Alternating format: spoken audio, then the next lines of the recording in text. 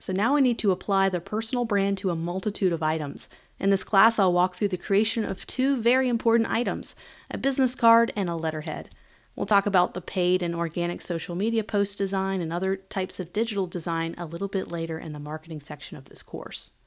Business cards may seem outdated to some, but when it comes to working and finding local clients, having a physical card to hand out really helps with remembering who you are and even jotting down quick notes about your conversation.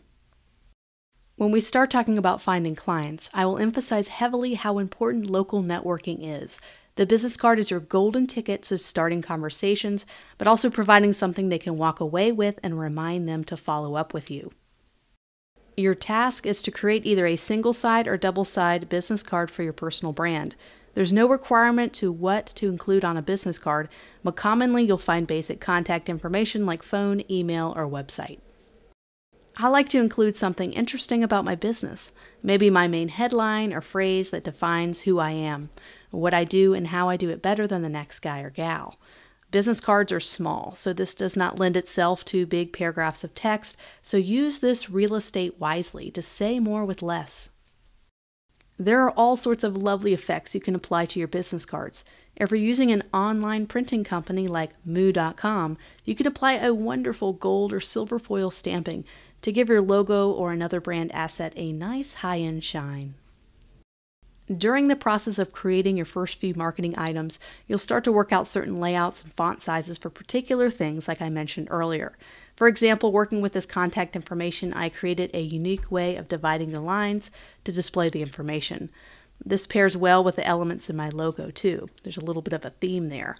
I could take this arrangement and use that on the letterhead layout or the business card layout, displaying the same information. This is called brand consistency, using those similar layouts in different situations.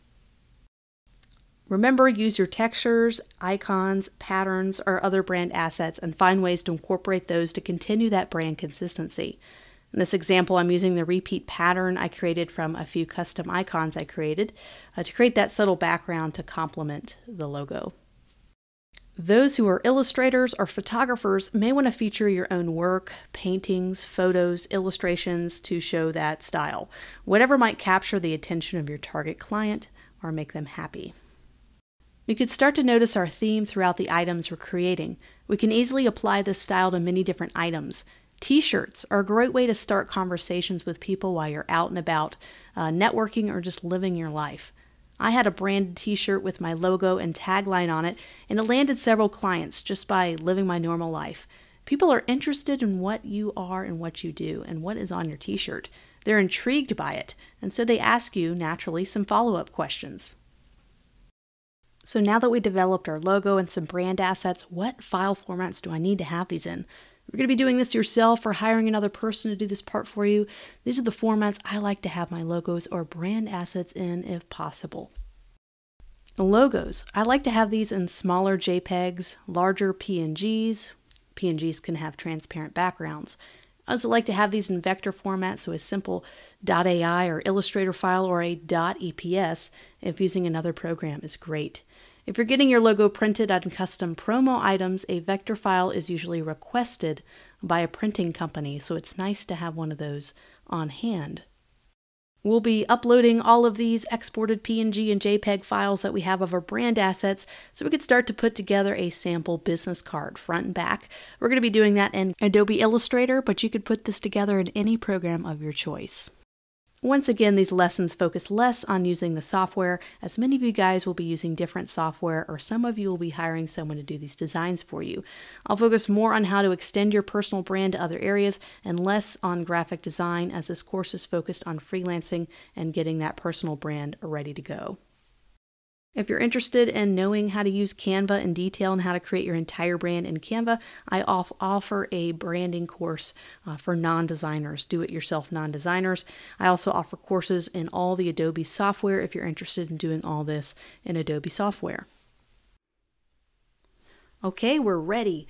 We have all these brand assets we can pull from, and you're going to be doing that as you create all the different assets you'll need. You may not need a business card, but you're going to need some kind of contact information, whether it's an email signature or some kind of way to display all your vital contact information. So let's begin. We have a two-sided business card, front and back. I went ahead and pulled our headline. This was kind of a little bit more generic than I'd like it to be, this headline, but there's several more that I developed in that brainstorming process in the goals section of the class, where I was coming up with some kind of ways to talk about what I did in one very simple statement. I like to put this in my business card because a lot of business cards, they'll just have kind of your generic contact information, but they don't really tell you how you bring value. Like with my business cards, I do elevate your business through design or something very similar to that kind of tells them a little bit what you do more than just your title. So I like to incorporate a little bit more of ideas and a little bit of text that way. You never want to overwhelm it too much. If you can't say it in one sentence, it's probably going to be too long for a business card. They're very, very tiny. You don't want to overwhelm with text. Another great thing about having all of your branding standards manual developed is I can start pulling all these assets that I need. So I can go ahead and pull, a logo over. I can also have my type set up so I know what type of fonts I should use here for the headline and other information. So it's really just a matter of figuring out what I think would capture the imagination of a client. What do I think would be a proper layout? On the front and the back, I like to have business cards that are front and back because they're really not that much more expensive to get a back these days. And I like to put high quality upgrades and finishes to my business cards, maybe metallic ink, foil stamping, embossing. Go to moo.com if you want to get all those fancy effects. But I like to do that just because I don't mind spending a little bit more on my business card because I hand them out very deliberately. When I go meet people and I hand out a business card, it's somebody I've had a conversation with, someone I seriously want to pursue as a client. I want to give them my best foot forward. I'm going to give them a very high quality, maybe even a little bit more expensive business card. Maybe even you spend 50 cents, even $1 on a business card. That's worth it, $1 if you're handing that out to a high quality potential client or lead. So let's continue to kind of fiddle around with the layout, and we're just thinking about ideas. We're not thinking about graphic design. I'm going to focus more on what I'm including and why. So we definitely want to have that headline over here. So I'm going to bring that headline. We don't want to overwhelm people, so I'm just going to make it a little bit smaller.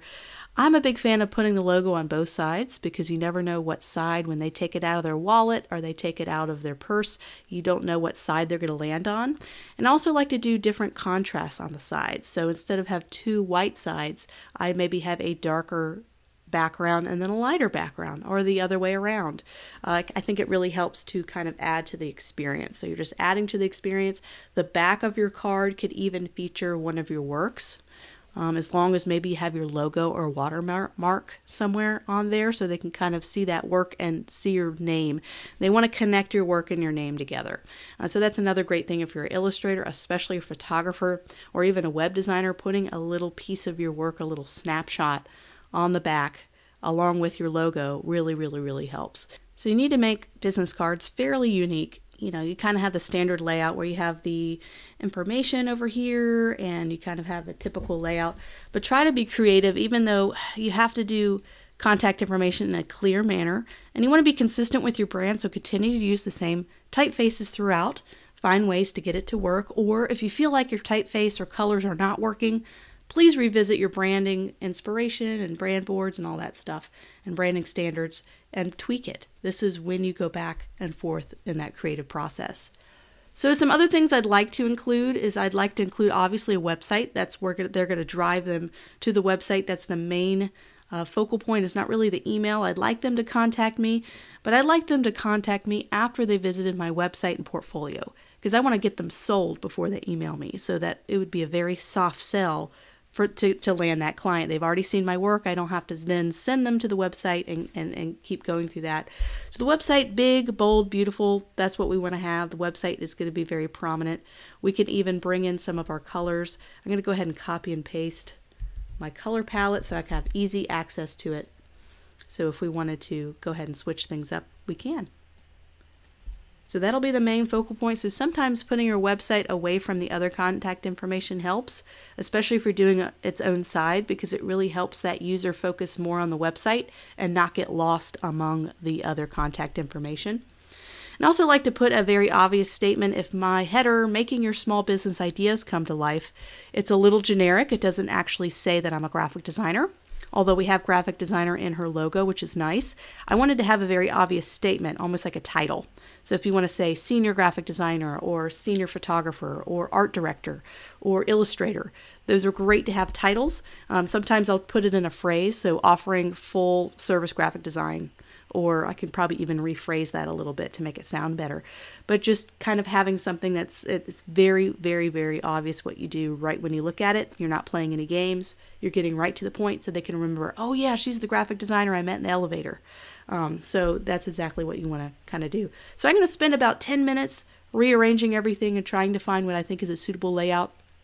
I already kind of did a couple of ideas here with an invoice, and there's already some kind of brand consistency I'm developing with kind of how I arrange everything. So I'm going to do that and incorporate that to have that brand consistency, and I'll be right back.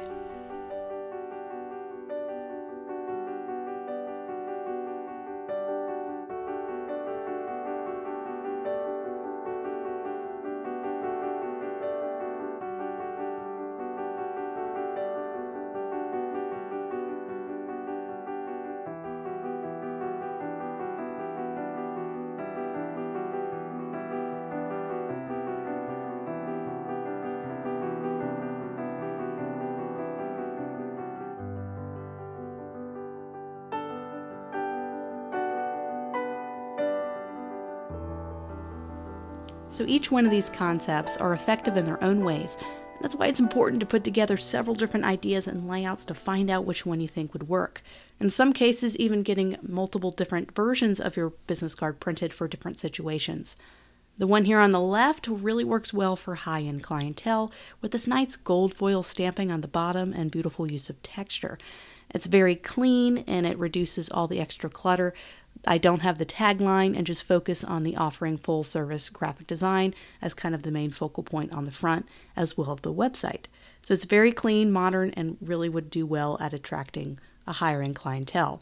The one on the middle is very basic. It's got the tagline on the top. It's got my basic information, has everything it needs. It even has a little sketching photo in the background using photo to kind of help draw the user in and explain a little bit about what you do and how your process is different.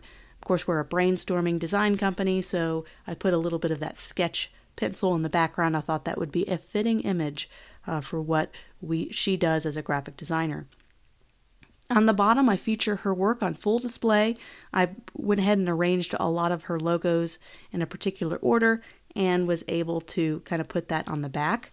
And of course, with a big focal point on that website, because that's where they're going to be able to look at these in more detail and get case studies, which we'll be doing in the next section of the class, creating our website portfolio and our PDF portfolio. On the right is kind of more of your everyday use. I think it's kind of more flexible and adaptable to different situations. Kind of your basic front and a very clean back, not showing any work or photos, but just kind of showing what needs to be shown for the business card. So 3 different layout ideas, took about 20 minutes to kind of brainstorm this. You can, of course, put this together in any program you like, but that's kind of a little bit of my rough process of how I think about business card and what needs to be on it, not necessarily the design, but kind of the effectiveness of the card. So once again, you're seeing a lot of two-toned contrast. We have a bright front and kind of an opposite darker back. Not required, but I just find that higher contrast nice as the user flips the card over. They can definitely tell the difference between the sides.